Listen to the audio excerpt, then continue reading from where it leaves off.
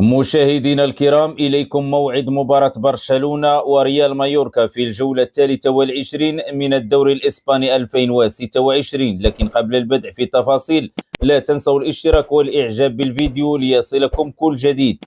يستقبل فريق برشلونة نظيره ريال مايوركا في الجولة الثالثة والعشرين من منافسات الدوري الإسباني موسم 2026 يوم السبت 7 فبراير 2026 على أرضية ملعب سبوتيفاي كامب نو. يحتل برشلونة المركز الأول في جدول ترتيب الدوري الإسباني برصيد 55 نقطة، وريال مايوركا يتواجد في المركز الرابع عشر برصيد 24 نقطة. وستنطلق مباراة برشلونة وريال مايوركا في تمام الساعة 4:15 عصرا بتوقيت المغرب، الساعة 5:15 مساء بتوقيت مصر، والساعة 6:15 مساء بتوقيت السعودية.